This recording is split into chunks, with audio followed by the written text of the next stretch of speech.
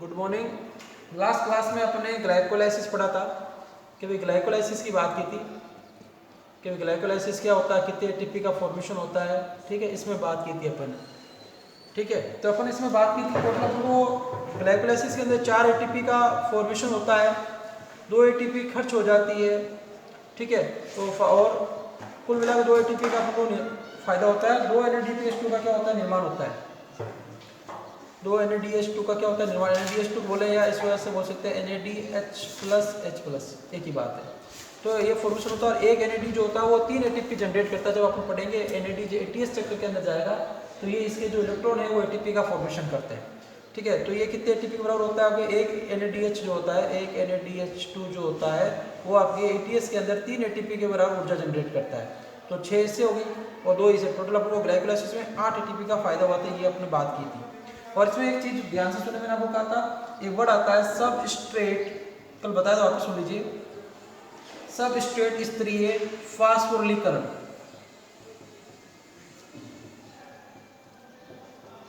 Substrate level स्तरीय फास्फोरिलीकरण। ठीक है, इसका मतलब होता है कि जब एनर्जी का एनर्जी जो एटीपी से मिले, या अपन ऐसे कह सकते हैं जहां पर एडीपी से एटीपी का निर्माण होता है, ठीक है, उसे क्या बोलते हैं, सबस्ट्रेट स्तरीय फास्फोरिलीकरण। तो अपने सबस्ट्रेट लेवल आपके सबस्ट्रेट स्तरीय फास्फोरिलीकरण कितने एटीपी का हो रहा है, 2 एटीपी का। ठीक है, इस चीज का ध्यान रखना। यदि ऐसा क्वेश्चन भी पूछा जा सकता है, ग्लाइकोलाइसिस के अंदर सबस्ट्रेट स्तरीय फास्फोरिलीकरण क्या है, कितने एटीपी बनते हैं, कितनी ऊर्जा मिलती है सबस्ट्रेट फास्फोरिलीकरण। ठीक है, शुक्ला कितना होता है सबस्ट्रेट स्तरीय फास्फोरिलीकरण से, तो 2 एटीपी का ध्यान रखना। जैसा क्वेश्चन पूछा जाए उसी हिसाब से आपको आंसर करना है। अब मैं आपके देखिए आगे बात करता हूँ कि ग्लाइकोलाइसिस की बात होगी कि भाई पायरुविक अम्ल तो बन गया, अब पायरुविक अम्ल का आगे क्या प्रोसेस रहेगा, कि पायरुविक अम्ल क्या बनाएगा, उसकी बात करते हैं। देखिए, ठीक है, कि जो पायरुविक अम्ल उसकी बात करते हैं।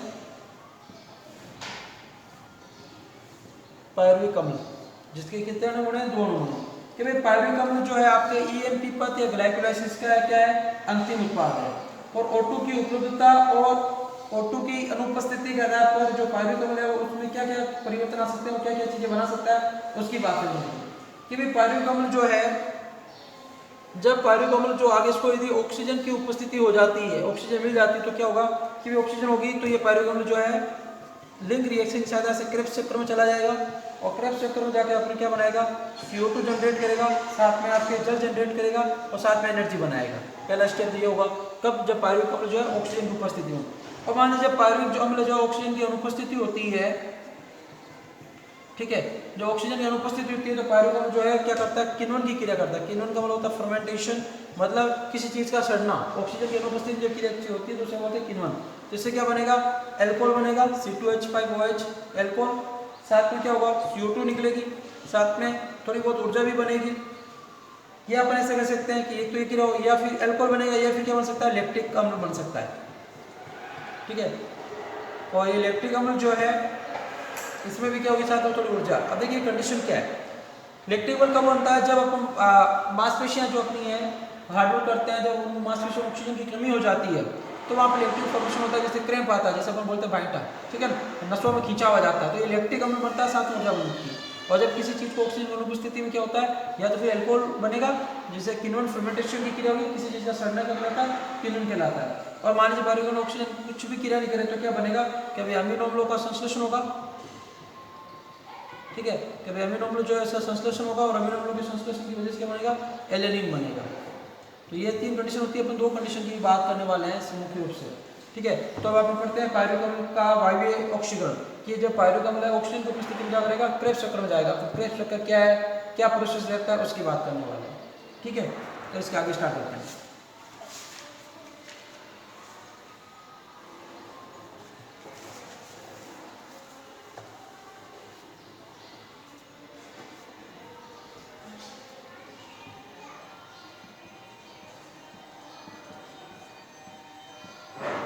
पायरुविक अम्ल का वायवीय ऑक्सीकरण।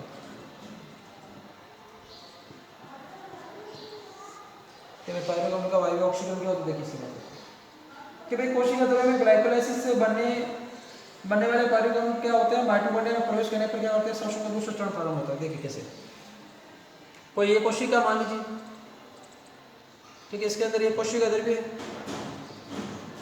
और इसके अंदर मान लीजिए माइटोकॉन्ड्रिया भी है। अब ये ग्लाइकोलाइसिस जो है, ग्लूकोज जो है वो पायरुवेट अम्ल में बदल गया किसके अंदर, ये क्रिया किसके अंदर हो रही है, कोशिका के अंदर, तो ये पायरुवेट अम्ल में बदल गया सब। कितने अणु बना लिए, 2। अब ये पायरुवेट अम्ल मान लीजिए जो कोशिका द्रव्य से माइटोकॉन्ड्रिया में प्रवेश कर जाए, ठीक है। अब माइटोकॉन्ड्रिया में प्रवेश करेगा तब श्वसन का सेकंड चैप्टर स्टार्ट होगा, सेकंड भाग स्टार्ट होगा, जिसे बोलेंगे क्रेब्स चक्र। तो ये माइटोकॉन्ड्रिया में क्या करता है, प्रवेश करता है। और माइटोकॉन्ड्रिया किसमें प्रवेश करता है, आधात्रिक के अंदर। कि भाई ये आपको होता है, पढ़ चुके हैं अभी माइटोकॉन्ड्रिया, ये आपकी बाहरी परत, ये आंतरिक परत जिसे आपकी क्रिस्टी बनते हैं, और ये जो अंदर पदार्थ पाया जाता है बोलते हैं मैट्रिक्स। तो ये क्या करता है, मैट्रिक्स में प्रवेश करता है, ठीक है। और मैट्रिक्स में प्रवेश करने के, मैट्रिक्स के अंदर जो पायरुवेट अम्ल है, ये आपके एक कार्बन परमाणु CO2 के रूप में ऑक्सीकृत हो जाता है इसका। इसके अंदर आपको पता है पायरुवेट में 2 कार्बन परमाणु पाए जाते हैं, कि पायरुवेट अम्ल जो है उसमें कितने कार्बन परमाणु पाए जाते हैं, 2 कार्बन परमाणु पाए जाते हैं। इस चीज का ध्यान रखेंगे कि पायरुवेट में कितने कार्बन परमाणु होते हैं, 2 कार्बन परमाणु, ठीक है ना। बताया था कि ग्लूकोज जो है वो 6 कार्बन परमाणु है, ठीक है। इसकी बात अपन ने की थी, ग्लूकोज जो है वो 6 कार्बन परमाणु है। और ये ग्लूकोज जो है किसमें टूटता है, आपके ये आपके किसमें टूटेगा, आपके पायरुवेट अम्ल में टूटेगा, ठीक है। और ये पायरुवेट अम्ल जो है ये क्या होता है, आपके 2 कार्बन वाला परमाणु होता है। तो पायरुवेट अम्ल 2, ये 6 कार्बन वाला है ग्लूकोज, क्योंकि ग्लूकोज जो बना ये क्या है, 6 कार्बन का एक अणु है। और इसके टूटने से पायरुवेट अम्ल बना, ये पायरुवेट अम्ल कितने कार्बन का है, आपके 2 कार्बन का है, ठीक है। सॉरी 3 कार्बन का है। पायरुवेट अम्ल क्या होता है, 3 कार्बन का अणु होता है, और इसके कितने अणु बनते हैं, 2 अणु बनते हैं। तो 3 दूनी 6 कार्बन हो गए। तो इस प्रकार से क्या होता है, आपके पायरुवेट अम्ल का निर्माण होता है। तो पायरुवेट अम्ल का जो एक अणु है, एक कार्बन जो है वो क्या करता है, आपके CO2 के रूप में ऑक्सीकृत हो जाता है। इस प्रक्रिया को क्या कहते हैं, ऑक्सीकारी विकार्बोक्सीकरण। ऑक्सीकारी का मतलब हो गया आपके कि भाई जो आपके CO2 है ऑक्सीकृत हुआ, इसलिए ऑक्सीकारी बाहर निकला, इसलिए क्या बोल दिया, विकार्बोक्सीकरण। कार्बोक्सीकरण का मतलब होता है CO2 का जुड़ना, विकार्बोक्सीकरण का मतलब होता है CO2 का बाहर निकला। तो ये जब प्रवेश करेगा तो एक CO2 क्या हो जाता है, बाहर निकल जाता है। किसकी उपस्थिति में, ऑक्सीजन की प्रेजेंट में, ऑक्सीजन की उपस्थिति में, ठीक है। इसके बाद क्या होता है कि इसके बाद जो पायरुविक डिहाइड्रोजिनेज एंजाइम की उपस्थिति में पहले ऑक्सीकरण होता है, और बाद में क्या होगा, आपके कोएंजाइम, ठीक है, कि भाई कोएंजाइम से संयुक्त होकर क्या बनाता है, एसिटाइल कोएंजाइम A का निर्माण करता है। देखिए मैं अभी बना के बताता हूँ पूरा। ये तो बात होगी किस प्रकार से प्रवेश करता है। अब देखिए चीज सुनिए कि भाई पायरुवेट अम्ल है वो सीधा आपके माइटोकॉन्ड्रिया में प्रवेश नहीं कर सकता है। एक लिंक रिएक्शन होती है जो ग्लाइकोलाइसिस और आपके क्रेब्स चक्र को जोड़ती है। क्या जोड़ती है कि भाई ये पायरुवेट अम्ल हो गया, ठीक है। पायरुवेट अम्ल जो है इसके कितने अणु है, 2 अणु है। अपने एक अणु की बात करते हैं सबसे पहले, ये 2 अणु जैसे आप पीछे हो 2 लिखेंगे तो 2 तो इससे पायरुवेट अम्ल जो है ये क्या करता है, आपके इसे बोलते हैं आपके कोएंजाइम। क्या बोलते हैं कि भाई पायरुवेट अम्ल जो है आपके क्या करता है, आपके ये जो आपके कोएंजाइम से संयुक्त होता है, ठीक है। और कोएंजाइम से संयुक्त होता है किस एंजाइम की उपस्थिति में, तो एक एंजाइम कार्य करता है, उसका नाम है पायरुविक डिहाइड्रोजिनेज। Pyruvic dehydrogenase. तो ये पायरुविक डिहाइड्रोजिनेज जो होता है, इसकी वजह से पायरुविक डिहाइड्रोजिनेज जो है ये एंजाइम उपस्थित पहले क्या होता है, ऑक्सीजन होता है, बाद में कोएंजाइम क्या हो जाता है, संयुक्त होता है, तो क्या बनाता है, एसिटाइल कोएंजाइम बनाएगा। तो ये जोड़ के क्या बनाएंगे, एसिटिल कोएंजाइम का फॉर्मेशन। इसे कोएंजाइम बोलते हैं, कुछ को-ए भी बोलते हैं, दोनों बात है ध्यान में। तो ये एसिटाइल क्या करते हैं, पायरुवेट अम्ल के साथ जुड़ के पायरुवेट डिहाइड्रोजिनेज होता है, जिससे इसे क्या होता है, पायरुवेट से हाइड्रोजन बाहर निकलता है, ठीक है। और यह इस हाइड्रोजन को क्या होता है, बाहर निकलने से इस हाइड्रोजन को कौन ग्रहण करता है कि NAD जो है इससे हाइड्रोजन निकलते हैं, और आपकी रिडक्शन की क्रिया होती है, ये आपके NADH, ये 2 हाइड्रोजन को ये ग्रहण करता है, NADH प्लस H+, ठीक है। इस प्रकार से तो ये हाइड्रोजन बाहर निकलता है, इसलिए बोलते हैं डिहाइड्रोजिनेज। पायरुवेट अम्ल की उपस्थिति में होता है, और पायरुवेट अम्ल टूटने से क्या होता है, आपके एसिटाइल कोएंजाइम का निर्माण होता है, और साथ में क्या होता है, 2 CO2 अणु का आपके निर्माण होता है। तो इस प्रकार जो पायरुवेट अम्ल के 2 अणु के ऑक्सीकरण से 2 आपके क्या बनते हैं, एसिटाइल कोएंजाइम बनते हैं। 2 NADH ऐसे भी लिखते हैं, 2 NADH2 भी लिख सकते हैं, एक ही बात है, ज़्यादातर ये लिखा अच्छा रहेगा, ये भी लिख सकते हैं। तो 2 NADH2 बनते हैं, और इन NADH आपको पता है, मैंने अभी बताया था, एक NADH2 होता है तो ये टोटल 3 एटीपी के बराबर ऊर्जा जनरेट करता है जब अपन पढ़ेंगे एटीए साइकिल के अंदर। किसके इलेक्ट्रॉन जो होते हैं और इलेक्ट्रॉन जाके कितनी एनर्जी जनरेट करते हैं 3 एटीपी के बराबर। तो टोटल 6 एटीपी इसके आगे बात करेंगे। तो पायरुविक अम्ल में क्या हुआ कि भाई आयन कौन से काम करता है, यहाँ पे मैग्नीशियम +2 आयन काम करता है, जिसकी वजह से पायरुविक अम्ल जो है भाई अपन 2 अणु की बात करें चाहे 1 अणु की बात, सिंपल सा लॉजिक क्या है कि भाई अपन 1 अणु को लेकर क्रिया करेंगे, ठीक है, तो यहाँ पे एक एसिटाइल कोएंजाइम बन जाएगा, एक CO2 बन जाएगी, ठीक है, और मान लीजिए और एक NADH2 बन जाएगा। फिर अपन जो पूरा क्रेब्स चक्र पढ़ेंगे उसको 200 गुणा कर लेंगे भाई, एक पायरुविक अम्ल से क्रेब्स चक्र में इतनी एनर्जी जनरेट हो रही है तो 200 गुणा कर लेंगे, ठीक है, तो टोटल वैल्यू हो जाएगी। या फिर आप 2 पायरुविक अम्ल को लेकर चले तो सभी चीज़ों को 2 से गुणा करते जाइए, 2 CO2 निकले 2 NADH, तो आपकी जैसे इच्छा वैसे कर लीजिए, कोई दिक्कत नहीं है। तो अपन उस हिसाब से अपन इस क्रिया को करवा सकते हैं कि भाई 1 करें तो 1 को जोड़ सकते हैं, 2 करें तो अपन 2 को एक साथ ले सकते हैं। तो सामान्य अपन 1 को ही लेते हैं कि भाई 1 अणु की गणना करें तो ये 1 अणु बनेगा, ये भी एक क्रिया करेगा, फिर एक अपन एक CO2 बाहर निकलेगा, ठीक है। तो इस प्रकार से जो पायरुविक अम्ल इसे बोलते हैं लिंक रिएक्शन। तो पायरुविक अम्ल जो है पायरुविक डिहाइड्रोजनेज एंजाइम की उपस्थिति में एसिटाइल कोएंजाइम और CO2 बनाते हैं। ये क्या करते हैं आपके एसिटाइल कोएंजाइम और जो आपके क्या है 2 कार्बन का है, ये एसिटाइल कोएंजाइम क्या होता है 2 कार्बन का होता है। देखिए 2 कार्बन कैसे, पायरुविक अम्ल क्या है 3 कार्बन का है, एक CO2 इसमें क्या होगी बाहर निकल गई, ठीक है, तो ये 2 कार्बन का बचा ना, तो ये CO2 हो गया, तो ये एसिटाइल कितने कार्बन हो गए 2 कार्बन का हो गया, ठीक है, साथ में हाइड्रोजन भी बाहर निकल जाता है। अब देखिए इसके बारे में बात करते हैं, अब क्रेब्स चक्कर की बात करते हैं कि अभी ये यहाँ से क्रेब्स चक्कर में इसे बोलते हैं लिंक रिएक्शन, क्या कहा जाता है लिंक रिएक्शन, ध्यान रखना है इसका नाम, ऐसे कि इस रिएक्शन को क्या बोलते हैं लिंक रिएक्शन। ये ग्लाइकोलाइसिस और क्रेब्स चक्कर को जोड़ने का कार्य करती है, ठीक है। अब इसके आगे बात करते हैं, अब अपना स्टार्ट होता है क्रेब्स चक्कर।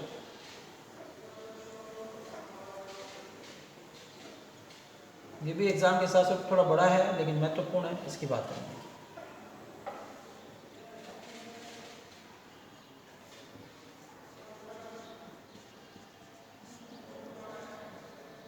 क्रेब्स चक्र यह ऐसे कहा जाता है सिट्रिक चक्र, सिट्रिक अम्ल चक्र कहा जाता है इसे,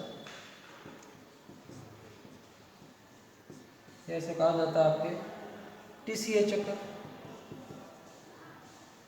ये इसके नाम है। देखिए क्रेब्स चक्र तो वैज्ञानिक क्रेब्स इसने खोजा था इसलिए इसका नाम क्रेब्स चक्र हो गया।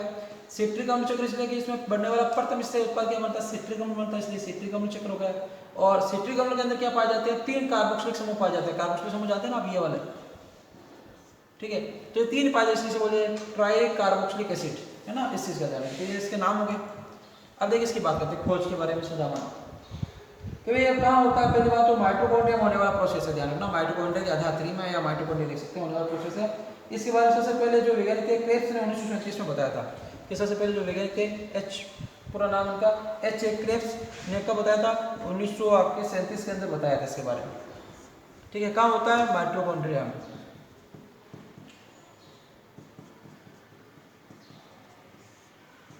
माइटोकॉन्ड्रिया, और इन्हीं के समान में इसे क्या कहा जाता है क्रेब्स चक्र कहा जाता है, मैंने आपको बताया था। और इस कार्य के लिए नोबेल पुरस्कार भी मिला था। और क्रेब्स चक्र का जो प्रथम उत्पाद सिट्रिक अम्ल है उसके लिए सिट्रिक अम्ल चक्र भी कहते हैं। और इसमें सिट्रिक अम्ल जो होता है इसमें 3 कार्बोक्सिलिक समूह पाए जाते हैं, इसलिए से ट्राई कार्बोक्सिलिक अम्ल चक्र भी कहते हैं। और क्रेब्स चक्र के प्रारंभ में 2 कार्बोनिल एसिटाइल कोएंजाइम अपने एसिटाइल समूह के दोनों कार्बन परमाणु जो होते हैं ऑक्सीजन अणु को स्थानांतरित कर देते हैं, इसलिए 6 देखिए अब आपको प्रोसेस स्टार्ट करते हैं, सामान्य जानकारी होगी, देखिए किस प्रकार से। देखिए अब अपन क्रेब्स चक्र बनाने वाले हैं जो एग्जाम के हिसाब से महत्वपूर्ण एग्जाम आ सकता है, ध्यान रखना इसका।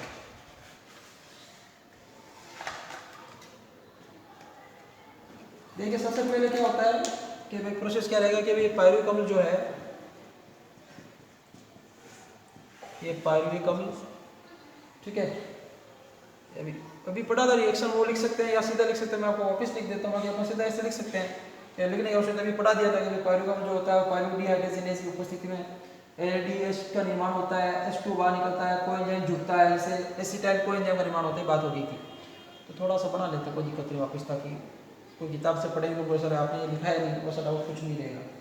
तो क्या बनता है पायरुविक अम्ल जो है इसलिए क्या बनता है एसिटिल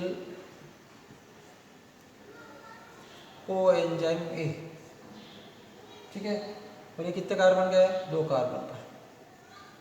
कैसे बनता है अभी रिएक्शन लिखी थी पूरी कि भाई इसमें जल है वो बाहर निकलता है H2O, ठीक है, और कोएंजाइम A जुड़ता है, ठीक है। और इसमें कौन सा एंजाइम कार्य करता है, तो पायरुविक डिहाइड्रोजिनेज। तो ये पायरुविक डिहाइड्रोजिनेज एंजाइम कार्य करता है, जिससे किसका निर्माण होता है, आपके एक एनएडी जो है इसका ऑक्सीडेशन होता है, आपके रिडक्शन होता है, NADH2 का निर्माण होता है। साथ में क्या होती है, CO2 बाहर निकलती है। ठीक है, ये प्रोसेस होता है और ये सामान्य से प्रोसेस इस प्रकार से एसिटाइल को एंजाइम क्या हो जाता है, निर्माण हो जाता है कि एसिटाइल को एंजाइम ये बन जाता है। अब देखिए आगे बात करते हैं, जितना फॉर्मेशन अपन पढ़ चुके हैं इसे लिंक रिएक्शन बोलते हैं। लिंक मतलब ये पायरुविक अम्ल को क्रेब्स चक्र जोड़ती है, देखो जोड़ रही है ना पायरुविक अम्ल, ये यहाँ से क्रेब्स चक्र स्टार्ट हो रहा है, तो ये इसीलिए इसे क्या आ जाता है, लिंक रिएक्शन भी कहा जाता है। ये प्रोसेस हो गया। अब देखिए इसमें क्या होता है कि भाई एसिटाइल को एंजाइम बन गया, इसमें 2 कार्बन है, एसिटाइल एंजाइम के साथ 2 कार्बन, और इधर ये आपके oxalo acetic acid, oxalo acetic acid, या से बोल सकते हैं अपन OAA। ठीक है, ये फॉर्मेशन होता है। ये कितने कार्बन का है, 4 कार्बन का है। तो 4 और ये 2 6 कार्बन जुड़ेंगे, 2 कार्बन ये 4 कार्बन, ये टोटल क्या बनेगा, 6 कार्बन का एक अणु बनेगा, जिसे क्या कहा जाता है, देखिए बना लेते हैं सिट्रिक अम्ल, जो अभी क्रेब्स चक्र का बनने वाला प्रथम स्थायी उत्पाद है, इसलिए इसका नाम क्या रखा गया, सिट्रिक चक्र का। तो क्या बनेगा, सिट्रिक अम्ल, ये प्रथम उत्पाद बनता है। और यहाँ प्रथम उत्पाद बनने के बाद क्या हो जाता है, आपके ये को एंजाइम जो है ये तो बाहर निकल जाता है। ठीक है, और H2 इसमें क्या होता है, ऐड होता है। ये सिट्रिक अम्ल बनाएगा कितने कार्बन का है, 6 कार्बन का। और सिट्रिक अम्ल जो है आगे जाके क्या बनाएगा, देखिए कि वे सिट्रिक अम्ल जो है वो आगे जाके आपके बनाएगा, छोटे छोटे बना देता हूँ, देखो सिस एकोनिटेज, सिस एकोनिटिक अम्ल, इसका निर्माण कर देंगे, सिस एकोनिटिक अम्ल का निर्माण होता है। फिर एंजाइम देखो साथ में लिख लेंगे। फिर इसके बाद क्या बनेगा, इससे बनेगा आइसोसिट्रिक अम्ल बनेगा, इसके आगे आइसोसिट्रिक अम्ल, सभी 6 कार्बन होते हैं। अभी देखिए इसमें अपन साथ में पढ़ते जाएंगे कहाँ NADH जुड़ता है। आइसोसिट्रिक से बनेगा ऑक्सैलोसक्सेनिक, ऑक्सैलोसक्सेनिक अम्ल, ये भी कितने कार्बन का, 6 कार्बन का। उसके बाद ऑक्सैलोसक्सेनिक एक महत्वपूर्ण पॉइंट बनेगा, वो है अल्फा कीटोग्लूटारिक। ये क्या होता है, 5 कार्बन का होता है, एकमात्र यौगिक अल्फा कीटोग्लूटारिक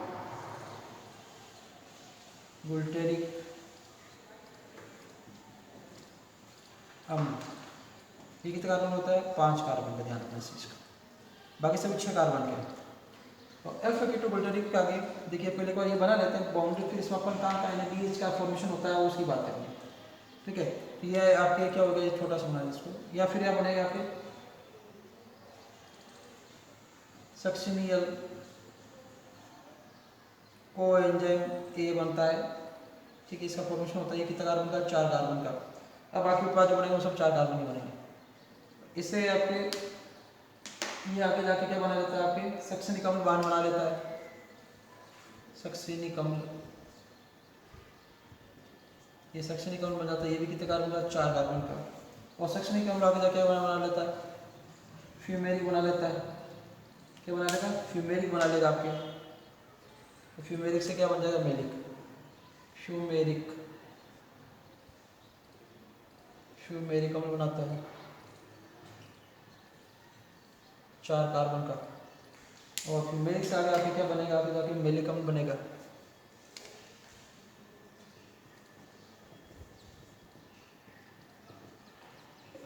ये भी 4 कार्बन का। फिर मेलिक अम्ल से आगे फिर वही ऑक्सैलो। अब देखिए महत्वपूर्ण पॉइंट वो ऐड करते जाते हैं कि भाई सिट्रिक अम्ल से जो अभी ये सभी क्या है, 6 कार्बन के। देखिए लिख देता हूँ, 6 कार्बन, 6 कार्बन, 6 कार्बन। ठीक है, एकमात्र यौगिक है जो ये 5 कार्बन का है, अल्फा कीटोग्लूटारिक। इस चीज़ का ध्यान रखें खास तौर से। अब यहाँ पे क्या होता है कि आपके कोएंजाइम बाहर निकल जाता है, साथ में क्या होता है सिट्रिक एसिड जब सिस एकोनिटिक कौन सा एंजाइम काम करता है, तो इसमें एंजाइम काम करता है एकोनिटेज। कौन सा एंजाइम होता है एकोनिटेज एंजाइम कार्य करता है, एकोनिटेज। और साथ में क्या होता है इसमें जल बाहर निकलता है। उसके बाद सिस एकोनिटिकम जो है इसमें क्या, इसमें कौन सा एंजाइम काम करता है एकोनिटेज काम करता है, ठीक है। इसमें क्या होता है आपके जल ऐड होता है और आयरन आयन काम आते हैं। फिर ऑक्सैलो आइसोसिट्रिक अम्ल जो है जब ये आपके ऑक्सैलोसिट्रिक अम्ल, तो यहाँ पे क्या होता है एक महत्वपूर्ण पॉइंट है NADH2 का फॉर्मेशन होता है। देखिए जगह का मतलब NADH2 लिख देता हूँ, ये NADC। तो NADH2 का फॉर्मेशन होता है जब इसमें बाहर निकलता है और एंजाइम कौन सा काम होता है आइसोसिट्रिक डिहाइड्रोजनेज। देखो हाइड्रोजन बाहर निकले इसलिए आइसोसिट्रिक नाम इसी हिसाब से डिहाइड्रोजनेज, क्योंकि हाइड्रोजन बाहर निकल रहे हैं, ऑक्सीजन आपके रिडक्शन हो रहा है किसका NADH2 का रिडक्शन, और NAD का होता है आपके ऑक्सीडाइज हो रहा है NADH2 के अंदर, कुल मिलाकर हाइड्रोजन जुड़ रहे हैं तो इसका रिडक्शन हो रहा है और साथ में जल बाहर निकल रहा है। उसके बाद में क्या होता है आपके कभी आइसोसेक्सनिकम जो है इससे क्या होता है आपका डिकार्बोक्सिलेज होता है या CO2 बाहर निकलती है, तो CO2 बाहर निकलना क्या कहलाता है डिकार्बोक्सिलेज कहलाता है। फिर आपके अल्फा कीटोसिस सेक्शनल कोएंजाइम बन रहा है, इसमें क्या होता है यहाँ पे भी आपके NADH2 का फॉर्मेशन हो रहा है और NAD जो है वो NADH2 का फॉर्मेशन करेगी, कौन सा काम करेगा ये अल्फा कीटोबुल्टेरिक डिहाइड्रोजनेज, डिहाइड्रोजन वाला हाइड्रोजन इसमें बाहर निकल रहे हैं, ध्यान रखना इस चीज का। और वापस यहाँ पे क्या होता है आपकी कोएंजाइम ऐड होता है, कौन कोएंजाइम ऐड होता है, तो कोएंजाइम ऐड होने की वजह से क्या होता है सक्सेस कोएंजाइम, और यहाँ से वापस क्या हो जाएगा ये कोएंजाइम जो वो बाहर निकल जाएगा, इसलिए क्या हो जाएगा सक्सेनिक अम्ल बन जाएगा। और यहाँ पे क्या होता है कि एक GTP जो है वो उसमें एक फास्फेटाइड जोड़ता है और ये क्या बनाता है GTP बनाता है, और GTP जो है ATP के बराबर, एक GTP में एक ATP के बराबर एनर्जी होती है, इसलिए इसे अपन ATP भी लिख सकते हैं, एक ही बात है, ठीक है। और फिर इससे क्या होगा सक्सेनिक अम्ल जो होता है इससे आपके आगे जाके क्या बनेगा एक FAD जो है FAD से FADH2 का फॉर्मेशन होता है, और FADH2 होता है वो 2 ATP के बराबर एनर्जी देगा, तो वही एग्जाम में ये सक्सेनिक और डिहाइड्रोजनेज, सक्सेनिक डिहाइड्रोजनेज क्या काम है सक्सेनिक डिहाइड्रोजनेज, मतलब ये आपके उत्पाद क्या हो रहा है डिहाइड्रोजनेज, मतलब हाइड्रोजन क्या हो रहा है ऐड हो रहे हैं, इसलिए आपके इससे निकल रहे हैं इसमें ऐड हो रहे हैं, तो इसलिए निकल इसलिए क्या बोलते हैं डिहाइड्रोजनेज। और फ्यूमेरिक अम्ल जो है इससे क्या बनेगा फ्यूमेरेज एंजाइम कार्य करेगा, फ्यूमेरेज जो क्या बनाएगा मेलिक अम्ल बनाएगा, और जल इसमें क्या होता है ऐड होगा, और फिर फ्यूमेरेज जो है इसे ऑक्सैलोसिटिक बनेगा, और इसमें इसके अंदर भी फॉर्मेशन क्या होगा कि इसके अंदर भी आपके NADH2 का फॉर्मेशन होगा और ये NAD बनाएगा, ठीक है। NAD से NADH2 बनेगा तो वो एंजाइम मेलिक डिहाइड्रोजनेज एंजाइम काम आ जाएगा, मेलिक डिहाइड्रोजनेज,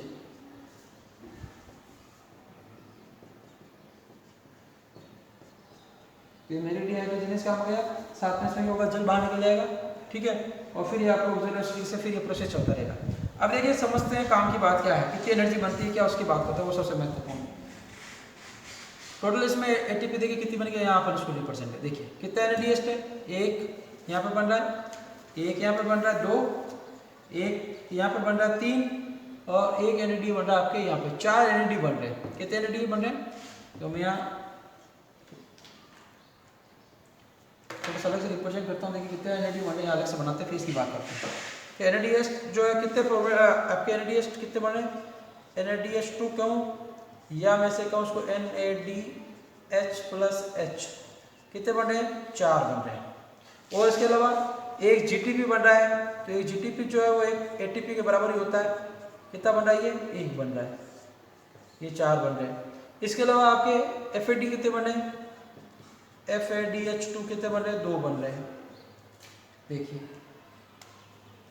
अब देखिए एक NADH जो होता है यहाँ लिख देता हूँ, एक NADH वो कितना एनर्जी जनरेट करता है 3 ATP, तो 4 कितने करेंगे 12, और एक GTP जो है वो 1 ATP जनरेट करता है, और एक FADH2 है जो ये आपके 2 ATP के बराबर होता है, तो एक FADH2 बना 2 ATP करेगा, टोटल कितने हो गई 12, एक 3, 12 एक 13, 2 15, टोटल कितनी ATP अपन को निर्माण होती है 15 ATP।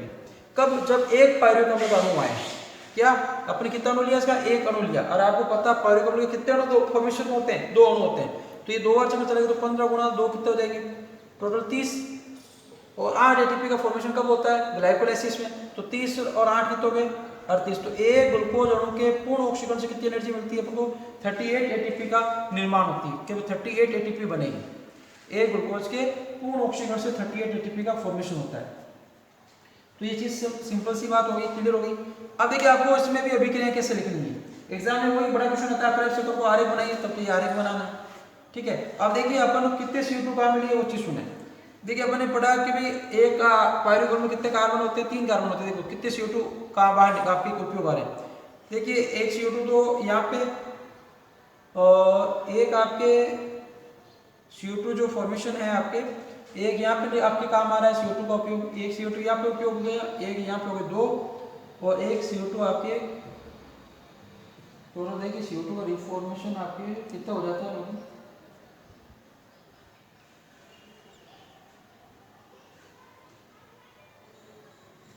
ये हो गया CO2 और एक आपके इसके बीच में ऑक्सीडेसिटी तो बनता है वहाँ पे और एक CO2 यहाँ पे बनता है। यहाँ पर अपन रिप्रेजेंट नहीं किया सक्सेस पॉइंट है, ये देखिए यहाँ पे CO2 बाहर निकलती है।